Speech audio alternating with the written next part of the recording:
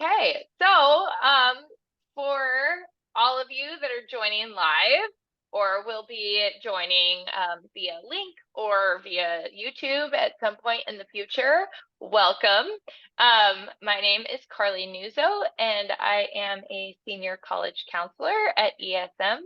I've been here for quite a few years now, and I love working with high school students. I have a background in academia and in data analysis and strategy, and I love that part of the process. I also love working with students and getting to know them and the mentorship side of the process. I'm also the director of undergraduate mentorship, so I work with our high school students, and I also work with college students throughout the whole process. So ESM can take you all the way through, all the way up to grad school. So today I am with one of our other lovely college counselors in the UK, Sam Harris. Yeah, Carly, you say welcome everyone at 11 a.m. on the dot. I mean, it's 7 p.m. here in London. Welcome. Good to have people on both sides of the pond. As Carly says, I'm based in ESM's London office, and I'm also a college counselor. My background is slightly different to Carly's. I came through teaching. So I don't know if you can still tell from my accent, but I was born in the US, educated in the US, then moved out to the UK to study for a master's degree and ended up teaching for quite a long time at boarding school here in England.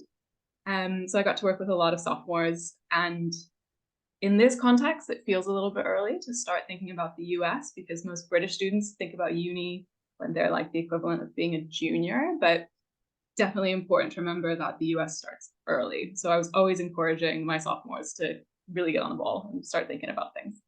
Yeah, it's definitely a different landscape going either direction, right, for college admissions.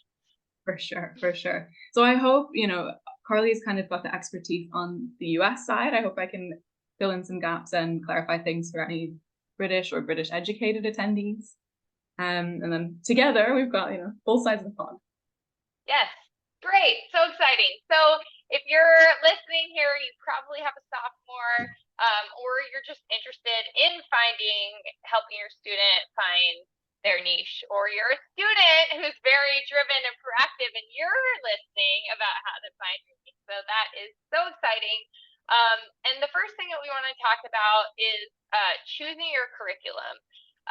So in the US, sophomore year, this is when you're starting to get more options in the curriculum that you can take. So a lot of times it's a little bit more set freshman year. You don't have as many options, and then they continue to open up.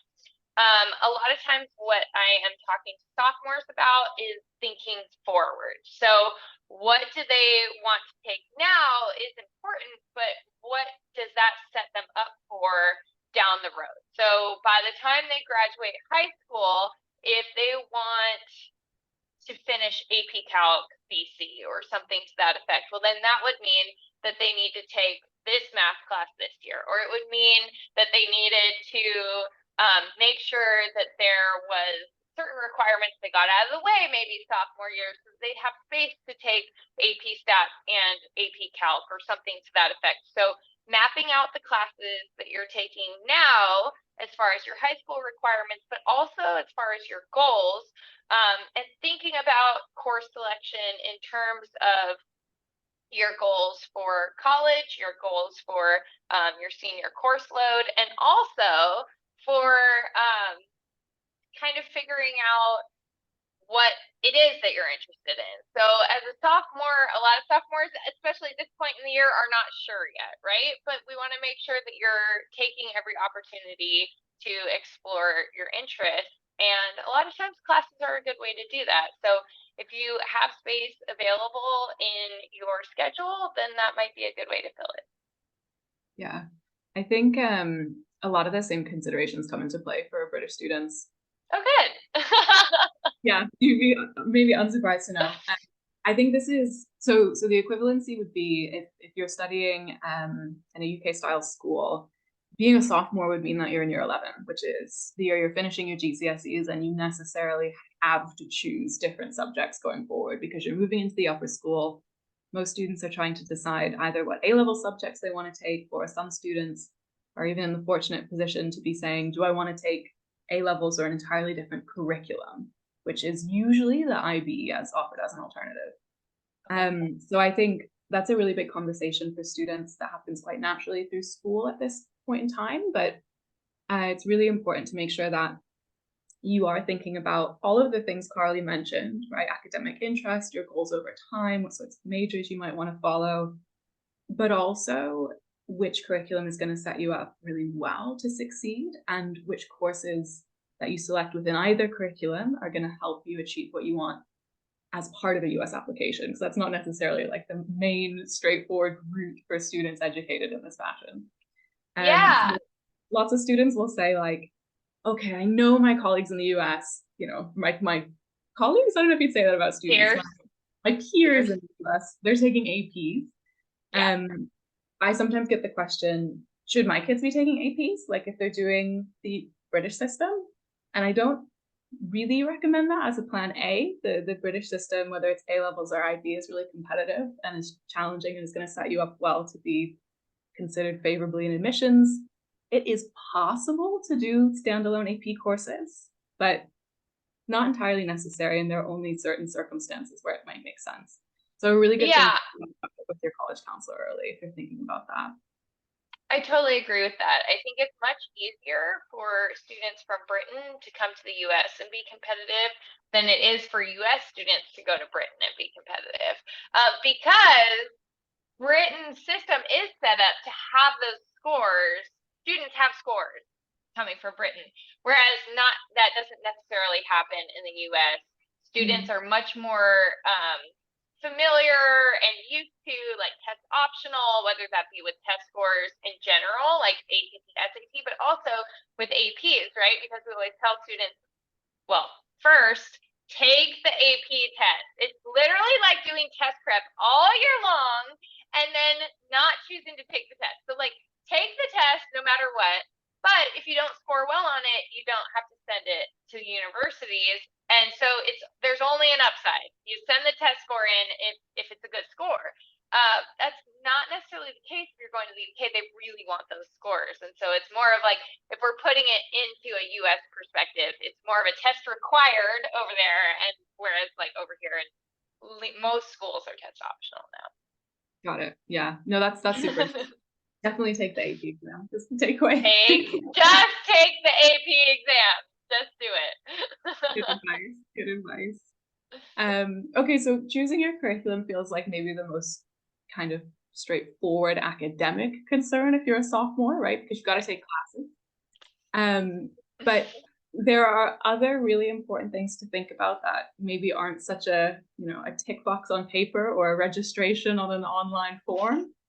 Carley, do you want to talk a little bit about why even this early it's so important to start building relationships with staff at your school? Yeah. So what's interesting is like, yes, it's early. And I feel like there's two types of students. Well, there's a spectrum, but sometimes I have to rein it in a little bit sophomore year and be like, it's okay, you have time. But when it comes to building relationships, you really don't have that much time. You don't have too much time. How about that? It's not too much time. Because by not this time next year, but about a year and a half from now, as a junior, we tend to, or we do recommend that our juniors ask their teachers that they will be asking for letters of rec by the end of junior year. So the teachers usually will just say yes, kind of like a verbal agreement, but you're put in that queue. And depending on how much of a favorite that teacher is, how many letters they're going to be asked to write, they might have to cut it off at some point. And so asking the teacher early before the end of junior year is the way to make sure that that teacher knows that you're wanting them to write a letter for you. That means that by the end of junior year, you want to have a very solid relationship with teachers. and that could be from sophomore or junior year. Um, you won't have a chance to develop a relationship with a teacher senior year. And to have a solid letter, senior year classes don't count unless it's a repeat, right? So oftentimes we say junior year teachers are great, sophomore year teachers are good. If you have a teacher that is going to teach you sophomore year for, I don't know, like if we're thinking AP, I don't know, like honors English sophomore year, and then your AP English class your senior year, and you know that they teach both, that might be a really good person to start talking to, especially if you're like, I want to be a creative writing major. Go talk to that teacher about Great Gatsby or whatever it is during your break. Make sure you're asking for feedback on essays. Find out where they went to college. What was their experience? How did they end up here? All of that good stuff. You want to be building genuine relationships. You want this person to be able to speak to who you are as a student, but also as a person, especially for that teacher rec. So the school counselor rec tends to be a little bit different. And it's also different depending on the school that you go to, whether or not they're more or less involved. Generally, big public schools versus private schools is where the divide is, but that's not always the case. It really just depends on the school counselor's involvement and their caseload, so how many students they have. Oftentimes, a lot of our students here at ESM are working so closely with us as their counselors that they don't feel they need the school counselor. And so they kind of let that relationship go by the wayside. Now, while I love my close relationship with my students, there is a very specific role for the school counselor. They'll be the ones sending your transcripts. They'll be the ones communicating with universities.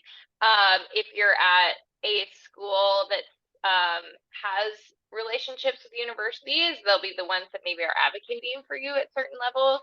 And then they will also here be writing you a letter of recommendation. So even my kids that are like, I don't really talk to this person, they're not very involved. I'm like, as common courtesy, go see how they feel about the list that we've come up with together. Go I know you want to apply ED to Boston College, but ask about their opinion on it for you. School counselors, they have a lot of value, and we want to be able to loop them in, and we want them to write really good letters for you too. So the teachers are going to be speaking about the student within the classroom. School counselors' letters are supposed to speak to the student in the school in general over the 4 years. So you want to make sure that your counselor can actually do that. Yeah, definitely. And speaking from experience, so I have written teacher letters of recommendations for my students that I taught in the classroom, and as a school counselor at the school that I worked at, I've also worked on school counselor letters of recommendation. I know it seems very preemptive to some students to start thinking about these things as a sophomore, but I can't say enough how much I loved writing letters for students that I had known were intending to apply to the US from, sometimes even freshman year. They'd say, listen, I'm really excited about this. And I kind of would have that in the back of my mind, right? Like if I'm a teacher and I'm teaching a student who I know is really ambitious, is looking towards the US, I'm remembering things about them. I know this is going to be an ask coming down the road, and I'm thinking, okay, these are great things that I could highlight in my letters. Whereas if you start building these relationships only when it becomes essential, when you have to ask for the letter, that's when you have the opportunity for gaps where the teacher's like, or even the school counselor's like, wait, who is this kid? Where did this kid come from? Especially in the UK system, where it is not the expected route that you're applying to the US. You really do have to advocate for yourself and formally express your interest in this route. So I would say building those relationships and having those conversations early really pays off when it counts later down the line. And I would also say that it's important to figure out who your school counselor is. That will be more obvious in a US high school, I hope.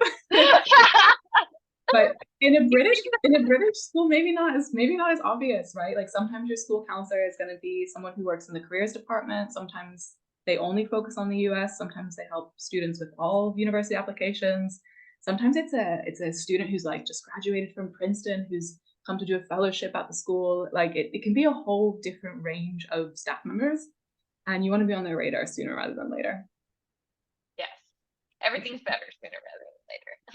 I was gonna say, Carly, that might be kind of a main message of this presentation for sophomores. Is like it's never too early to start. It's not too early, especially so yes, if you're in 8th grade, please don't start now. Okay, that's too early. Sophomore year, let me tell you, junior year, by and large, is the most difficult year for a large majority of my students. It's just the year of all students, really.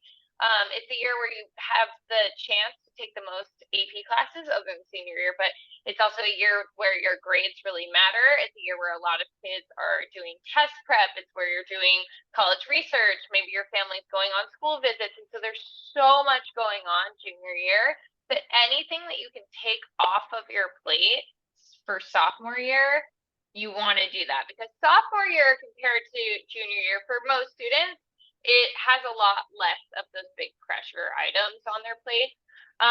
And junior year, we're trying at the end of junior year, we start trying to take things off of senior year and trying to start the application process earlier for various strategic reasons. So the more that you can push your timeline so that it's not all crammed into junior year, the better.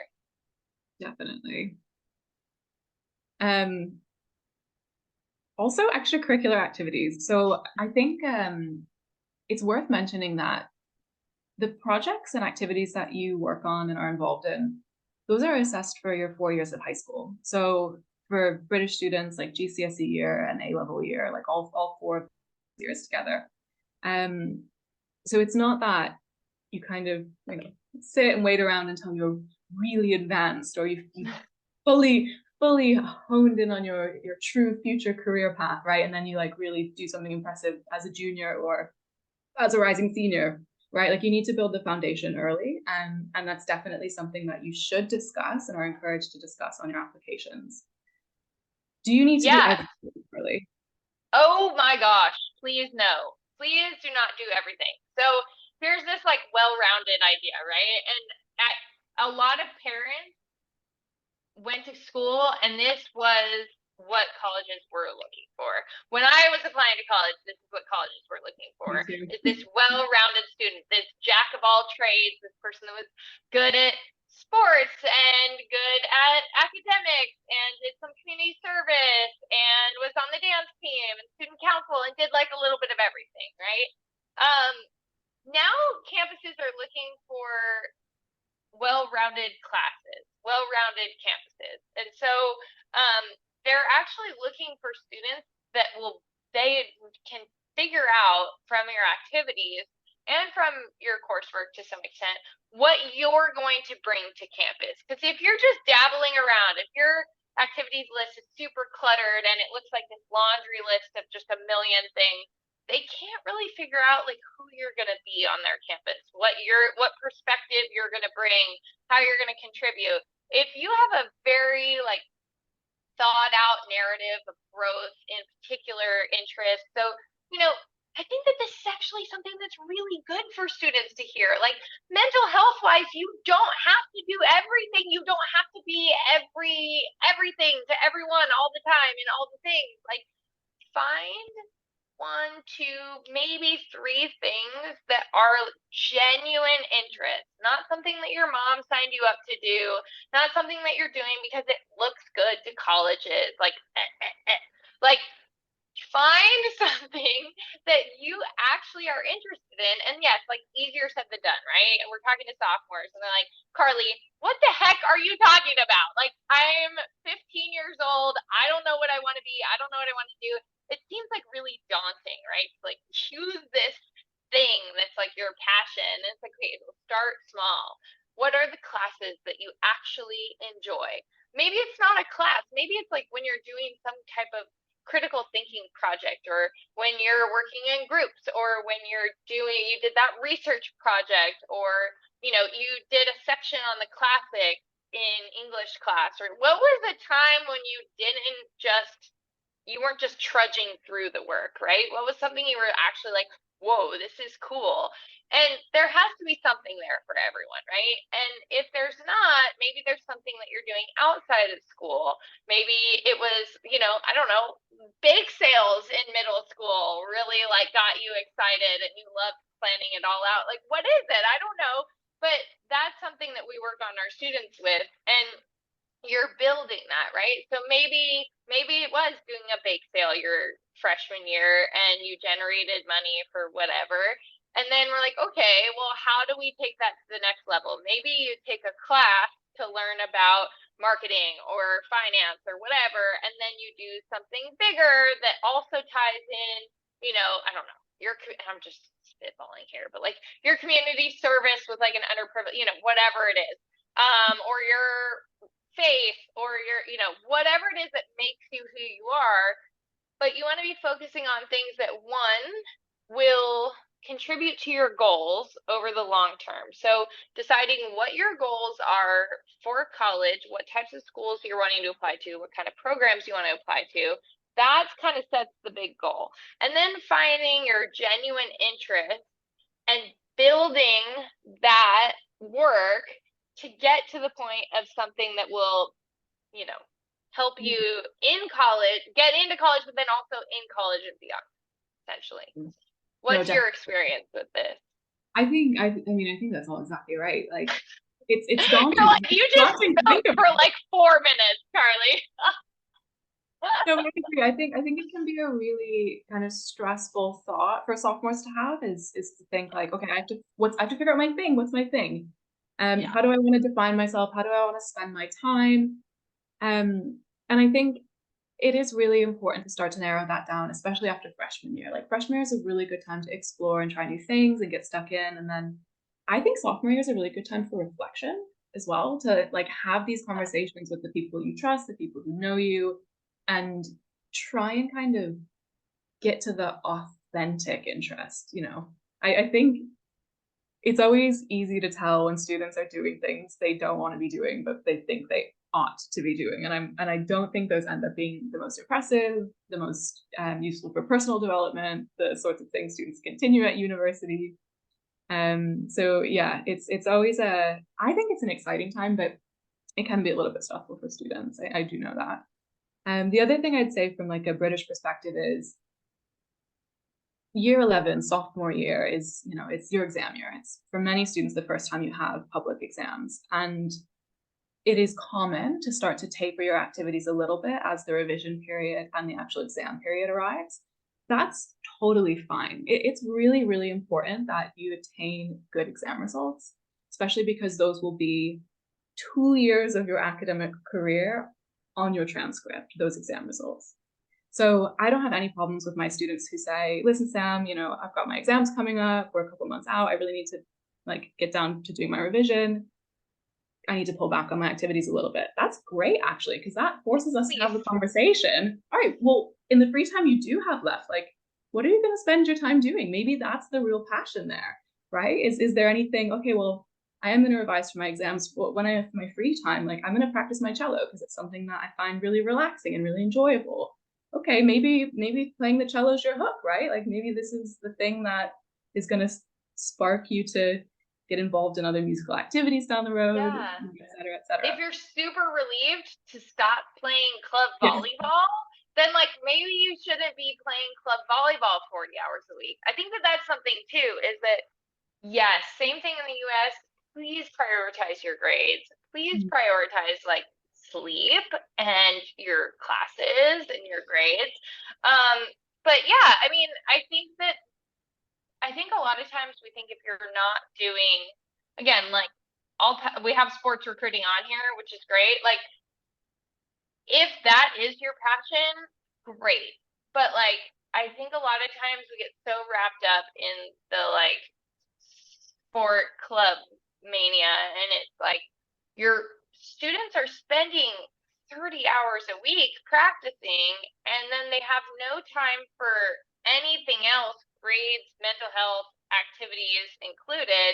And so it makes you very one dimensional. It makes you very prone to burnout. It's a lot of stress.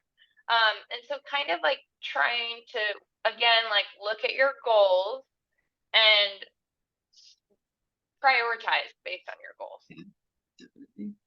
Did we want to make just a brief comment on sports recruiting and how that kind of impacts what students are doing as a sophomore? Yeah. Yeah. So sports recruiting, if you have a student who is or may be going down the recruiting path, it does move up the timeline quite a bit.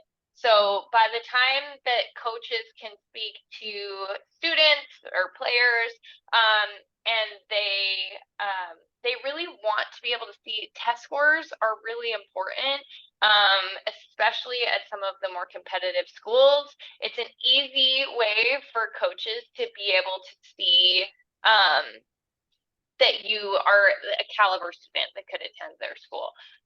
It's also, you're also thinking about, it really just for everything moves that timeline up. So it almost turns sophomore year, the end of sophomore year, into your junior year in terms of what you should be thinking about. You're thinking about your school list a little bit sooner because you're going to be reaching out to coaches. You're thinking about your testing, your test prep sooner. That's another, I think that's our next slide though. I think I'm gonna be, yeah. Everyone's favorite one. Okay, so yeah, so testing as far as SAT, ACT. If your student completes geometry and algebra 2 by the end of sophomore year or even before that, they've completed all of the math that will be on these exams. And so again, that's something they can take off of their plate junior year. So, and not only that, so taking off the plate of junior year, but also if they've already completed those classes, it's fresh in their mind. Whereas if they're taking, pre-calc or AP Calc and they're trying to think back on geometry, it's almost like relearning it, right? Especially because geometry doesn't really pull forward. So, don't get me into geometry. Give me numbers all day. Shapes, I'm just like, but I'm curious to see what is your advice? What is the testing that GCSEs look like in Britain? Yeah, it's a really interesting question. So I would say, like, as a rule of thumb for British students, please plan on taking the SAT and ACT. And I know there is a lot of conversation about test optional applications, and that really appeals to international students because the SAT and ACT can feel particularly foreign as assessments. But all of the students I work with, the plan A is we're testing because it can be really, really beneficial to an application, especially with British applicants who, for the most part, are applying with predicted upper school grades, to be able to say, here is a final test score that I've earned that puts me right in parallel against other US applicants, for example. So, like, we are testing is the first thing I say to families. But I also think, like, as a rule of thumb, the maths component on SAT, ACT is a little bit above GCSE standard, but not at A-level standard. So most students are taking their formal, like, at the test center, SAT or ACT test the summer after sophomore year, right? Like when you finish year 11, you finish your GCSEs. Well done, congratulations, take a bit of a breather and then standardized testing. However, as you say, Carly, like, we have some students who are very advanced in their math skills, let's say, for example, who will do a diagnostic test earlier at the beginning of sophomore year, the beginning of year 11. And based on that diagnostic, our testing team's able to say, like, we think you're ready. Let's just do this now. Let's get it off the plate. Let's have a summer after GCSE where we're not thinking about testing, and instead you can, go to the US, go do a summer program for a couple of months and not have to worry about, am I doing my test prep alongside that? So there's still the potential to take the test early, but it's really important that you assess your level and get good feedback on that before you make that choice. Because what I really don't want students to have to do is to think that they need to prepare for the SAT or ACT alongside their GCSE preparation, because those are two very separate tasks that should be kind of done relatively separately. Okay, yeah, that's good to know.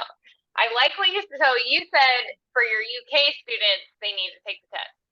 For US students, all US students need to plan on at least taking a diagnostic to see where you are at for the SAT. if you're trying to get into a highly selective university in the US, we say it's called test optional. What it should be called is test preferred, That's a especially good for, term. yeah, especially for the highly selective universities. Because if you look at the students that are admitted to UPenn, to Harvard, to Stanford, it's not 50% test optional, 50% Mm. test submitted. Most students that are getting in have those high test scores, and you're like, oh wait, Carly, but there's selection bias when we look at uh, the test Look at scores the that are data analysis. submitted. Yeah, I'm like, see, this is where you're gonna get me. I'm gonna spiral out here, but yeah, sure, it's selection bias. Those are the kids. If you look at those top universities, more yes, if you're looking at you know this the next tier of universities, there is some selection bias there, and we can talk about that. But if you're looking at the top tier, most of the students that were admitted submitted those high test scores. And so that's still really important that you want to give yourself the best you want to put yourself in the best possible position. So writing off testing from the beginning is just cutting yourself off from a stronger application before you even know what your potential is there. And so you want to make sure that essentially if you're applying to that top tier of schools, you're going to be at a disadvantage without test scores. So if you end up not getting scores that you want to submit there, that's fine. And then we strategize from there. You take it for what it is. You don't submit them. But you want to make sure that you've given it that shot. So just like Sam was saying with her UK kids, taking a diagnostic is required for our students. Yeah, They're definitely. still optional. It's But options. I We think want you to sometimes have options. you can be quite surprised. I have a lot of students who are really surprised at how well they do on a diagnostic. They think like, oh, this is going to be really daunting. There's a lot of mythology built up around these tests, I think. Yes. Diagnostic can be really reassuring. Like, okay, we're a sophomore. I'm going to apply as a senior. Like, I have I'm time. starting in a good position. I've got time. Like, I can make the Yeah. progress to me. So I would rather have my students be a little bit bored on a Saturday afternoon having to do a diagnostic test and knowing they've got the time to make that progress than waiting until maybe you want to register for an actual test and trying to figure it out then and not having the Yeah. time to do the preparation. Or as a sophomore, you might not know exactly where you want to go to school. And then junior year, you're like, oh, wait, I want to go to Georgetown and they require a test. Uh-oh. Like, so it's just we gotta plan to test. Plan to test. And then I know, Carly, we have the PSAT on our slide here. I think is the P, does it stand for pre? Am I still up to date on this? Is it the Yes. pre-SAT? Yeah. Yeah. For British students, I would not encourage No. you to worry about that at all. When I was a kid, it was a thing. Like we definitely took the PSAT. Yeah. This was kind of like a warm up or a run up to the SAT or ACT. But I there's no benefit for British students to take that test. I'd rather have diagnostic tests that's done properly and is assessed by our testing team. Yeah. Honestly, even for US kids, we still prefer a diagnostic that's done that is like an actual SAT diagnostic. Yeah. This year, because the PSAT came out digital before the SAT is coming digital in the spring, there is a little bit of just like, oh, like how did you feel doing that or whatever. A lot of people get really stressed out about the PSAT, and there is no reason to get really stressed out about the PSAT. Schools really care about it because of school things like rankings and all of that. The only reason that a PSAT would matter is if you're in that very, very, very top percentage that will be a national merit scholar. But for the large majority of students, it causes a lot of anxiety and it ends up meaning nothing. So just for anyone listening to take that as a little bit of a grain of salt, like just PSAT, maybe think of it, if your school requires you to take it, think of it as like a test run to maybe get some of those like pre-standardized test jitters out of the way. If you're already, a lot of my students, if they're already working with us for test prep and their school doesn't require it, a lot of times we'll already know if they would have potential of, getting national merit status. And if they don't, and they're already kids with test anxiety and they're, all the things, just opt out of it. Yeah. And then it's just, it's not anything that has a lot of weight. So maybe we should have put it into like columns. We've got like APs, GCSEs, SAT, ACT. yeah, like these Yes, are yes, the tests you must take. Like APs, you're taking them, done. yeah. SAT, GCSEs, ACT, yeah. PSAT, SAT, and ACT, you have to try. PSAT is like, yeah. So I guess that's a relief. If you thought there were, several exams you have to take, there's one fewer, hopefully. Yeah, there you go.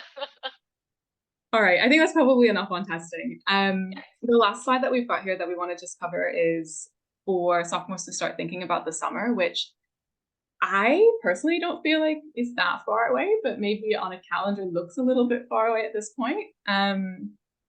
But I know a lot of families, especially our families here in the UK, plan their summers really early.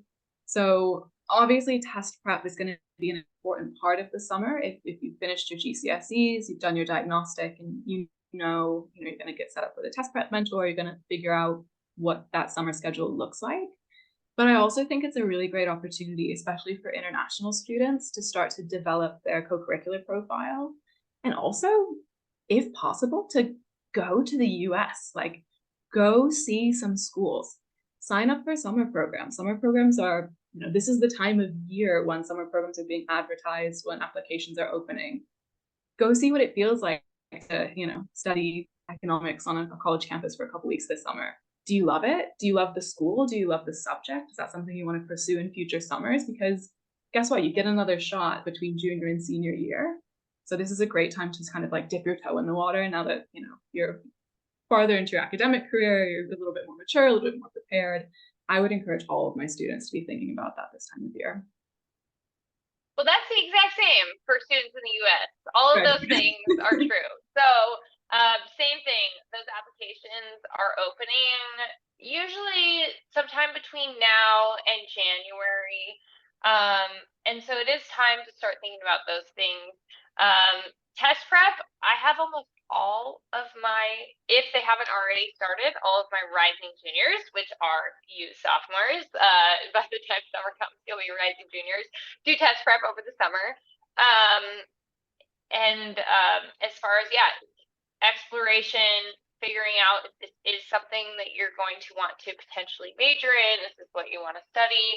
And also, taking that extracurricular interest that we talked about a few slides ago to the next level, digging deeper, going from that foundation to maybe like a bigger project or doing some research or whatever that looks like for you, like starting a business, I don't know, whatever it is for the individual student, but you'll have a little bit more time, if not a lot more time in the summer to expand on those interests and make sure that you're on the track that you want to be on heading into junior year, heading into college applications, which will come creeping up very quickly junior year. I really find probably that's like the time when things start to feel like they're moving quickly. It's like as soon as you get into the rising junior summer, it's like, okay, like we're really doing this. Like the time we're here. Yeah.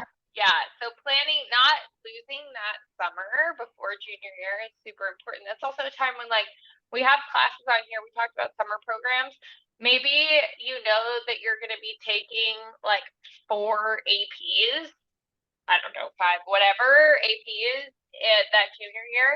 Maybe you want to get your health class or your religion class or something out of the way over the summer. There's a lot of different strategies for making good use of your summer. Obviously, you can have lots of fun too. But helping yourself out a little bit for that upcoming junior year is super important.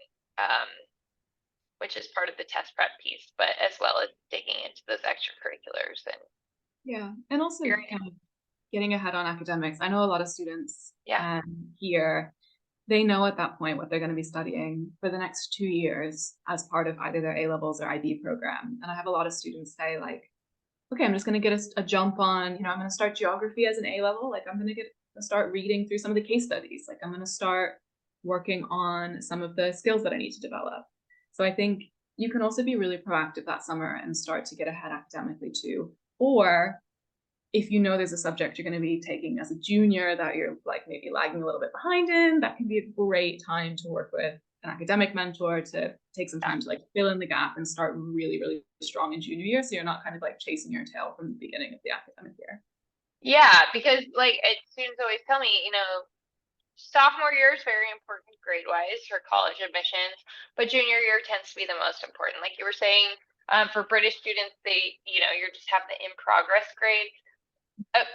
Most students that I work with now apply early action, and schools won't see your senior year grades when you apply early action or early decision. And so really those junior grades are the ones that will be front and center. So whatever you can do to set yourself up for success junior year, highly recommended. Absolutely. Both systems, I think. Yeah. Well, I think that's quite a lot. That's it. Yeah, that's a lot. We talked for a long time. We're like, oh, this will be short. No, it's good though. I think those are, for me, I think those are the key things to think about. And yeah, like we said at the beginning of the presentation, the earlier you can start some of these projects, the easier it will be when you become a junior and when you're actually figuring out applications together. So I think this is the right time to start thinking about things that even might feel like they're more of kind of a rising junior task. Yeah, for sure. No, I think that's like we've kind of said throughout, getting ahead sophomore year is the way to go. So thank you all for coming. We actually had a pretty good turnout today. And then hopefully some of you are watching on the recording. If anyone has any questions right now, we are happy to answer them. If you would like to ask more specific questions about your student, feel free to reach out to either one of us. In your registration, you'll have our information. But both of our emails are just our first initial and our last name at esmprep.com. So I'm Carley Nuzzo, so cnuzzo@esmprep.com. And Sam would be fharris@esmprep. So we love talking to students and parents, and we would be happy to answer any questions that you have. Absolutely. Carley, if anyone on the call does have questions, if they ping them through, will you just let me know, because on my screen, since I'm presenting, you can't see it.